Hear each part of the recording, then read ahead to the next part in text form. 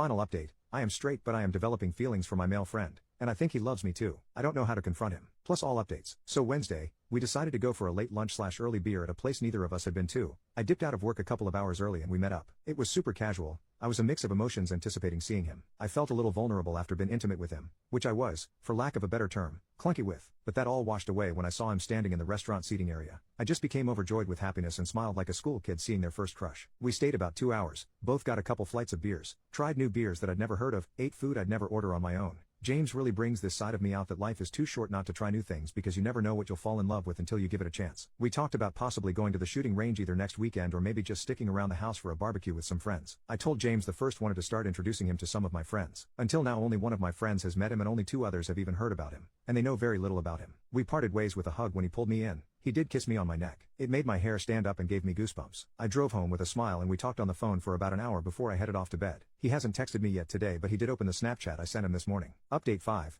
The headline really sums it up. As I said in a previous update, this weekend was dedicated to helping my sister, 37, move. She recently broke up with a longtime boyfriend and is making a move 200 plus miles away to live with a longtime friend. I agreed to help her with the move. I met her at her house, helped get the U-Haul loaded up with the boxes of stuff and what little furniture she's bringing and rode with her out to the new place. We'd stay the night in the new place and she would drive me back this morning. I just got home about an hour ago. We had a considerably long ride back and since the entire trip to the new place and most of the night she vented hardcore about her now ex and talked about how good it felt to be rid of him. I figured I would ask her advice and possibly give her some good news on the ride back. She and I have always had a strong bond. We've both kept our dating lives mostly to ourselves other than normal day-to-day things, meaning we never divulged into the super personal relationship stuff. I basically started off our conversation by telling her I had a little dating news of my own. She responded somewhat surprised and asked where I met her. My stomach felt like it nearly caved in and I sort of perked up and said, well, I met him at, and we hit it off and have been talking almost every day and I think you'd really like him. She sort of paused and I was looking at her while I told her. She just started smiling and turned to me and I could tell she wanted to scream at me with some sort of happy emotion and she just goes, Marcus, are you kidding me? That is wonderful. Wait,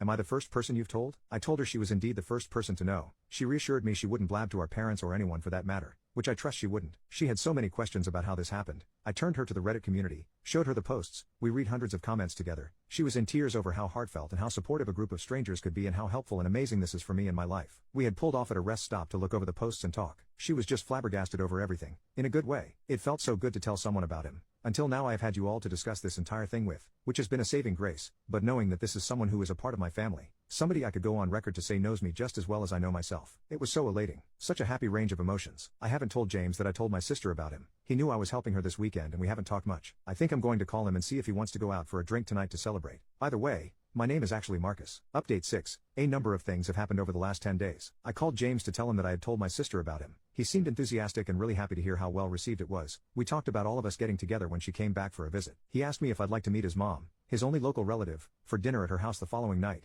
I was a mix of nervous and excited but of course, I said yes. I thought about it the entire next day, played out every single way the scenario could unfold, what I would wear and say, etc. James picked me up from my house that afternoon and reassured me his mother is a sweetheart and he only told her he was bringing a dear friend to join them. To add, his father is no longer with us and his mother lives alone here in our town. James and his mom are very close. We get there and of course, she is thrilled to see him. He is so sweet and just vibrant. The way he lights up when he sees her, his voice changes a bit when he talks to her, he becomes softer, more attentive, and calm. It's so attractive to me. I swear I fall deeper and deeper in love with this man every time we see each other. Anyway, we get there and she greets us and walks us in. Her house is small, very cozy, and smells like cinnamon and apple. It just feels like a mother's home. This is the house James grew up in. There are family pictures of him playing sports, trophies, and medals all over. I try not to peer around too much, but once his mother shuffled off to the dining room from the living room to check on dinner, I told him I was going to ask his mom to see his baby pictures. Jokingly, he turned bright red and we both laughed. We joined his mom in the dining room to a plate of food. She made us shepherd's pie and insisted we eat these lemon torts she made for us when we were finished. The conversation was light and happy. She asked me how I knew James, so I told her the abridged version that we'd met through chance and became fast friends. I wasn't sure that I should say anything about us. Not 2 minutes after I told her that, James turned to her and said, Mom,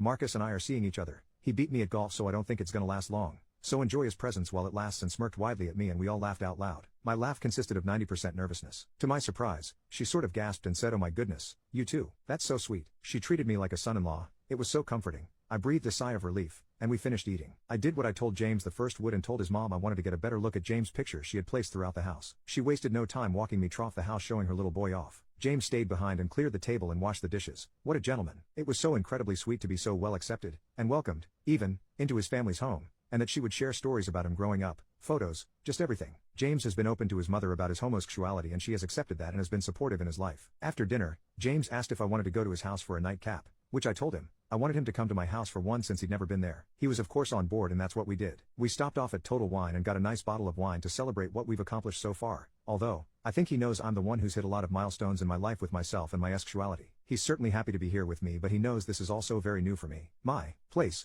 while modest, is clean, upkeep, modern, and comfortable. He flattered me and complimented all kinds of things about my home. It isn't nearly what his home is, but he was happy to see where I lived. We drank our wine and spent time on the couch watching a movie. We ended up arm in arm and before long, hot and heavy, I slept with James. It was amazing. He's such an affectionate person. He stayed in my bed with me until almost 2:30 in the morning holding me. He finally had sobered up enough to make the short trek home. I stayed up and waited for him to tell me he'd gotten home okay, which he did. I fell asleep replaying everything from the dinner to the night at my house over and over again in my head. I'm so content with everything in my life right now and it brings me joy to share it with you all. We have plans to hang out this Saturday. We are going to see a movie and then go swimming at his house. Update 7. I abruptly stopped posting on Reddit because I told James about the posts. I showed him the posts and he wasn't thrilled. It could have been the way I told him. The timing. Who knows if it could have been handled differently, but I showed him the account, the thousands of uplifting, positive comments and he was blown away, not in the way I was hoping he would be. He felt like the constant updates on everything we were doing, and everything that happened were a bit too personal to be sharing with eager strangers. I defended you all, explaining that without the guidance and push from all of you, I may not have had the courage to act on my feelings. Hell, I may have just repressed them and never knew what to make of them and we may never have gotten where we were if it hadn't been for Reddit. He insisted we keep our relationship a bit more private and ultimately I agreed and accepted, promising I wouldn't log back into the account or talk about our relationship to anyone anymore. Weeks passed,